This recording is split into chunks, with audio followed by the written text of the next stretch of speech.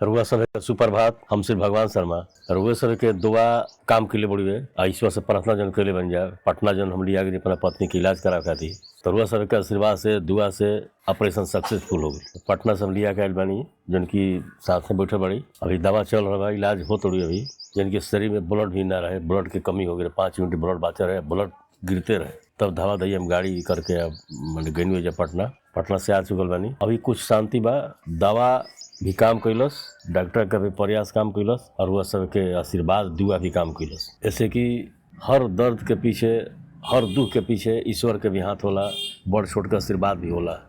जो कि संसार में आदमी फलत रहो फूलत रहो। हाँ, हमनी के इस संस्कार भी बड़ी है हमनी के भारत देश में कि जब भी आदमी कोई झुक के या हाथ जोड़ के नम्र निवेदन करलन, प्रणाम करलन तो दुआ आशीर्वाद आदमी देवे करलन। तो वो सबसे बहुत बड़ा चीज़ है, दवा से ज़्यादा आशीर्वाद दुआ।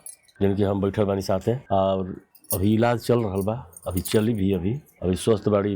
होमोग्लोबिन के मात्रा मात्र 5 बचल है, धावा धई जाए के पड़ रहा है। और हम सोचतानी कि लाइव रुआ सब के सेवा में हम आई लाइव वीडियो में, लेकिन समय नहीं मिलत। होली के भी कुछ चाहत नहीं बना के रुआ सब के सेवा में डाली, लेकिन समय के अभाव से और परेशानी के चलते हम ना आई कर चुकनी। लेकिन देखा था नहीं 1-2 दिन में थोड़ा सा कुछ जरूर बाकी डालब हम, जैसे कि अपना से जो बुझाता होकर कर रहा बानी। हमारे यूट्यूब चैनल पर जाकर श्री भगवान शर्मा ब्लॉग जरूर करके सब्सक्राइब कर दे जाए, ऊपर देखे के मिली, सुने के भी मिली।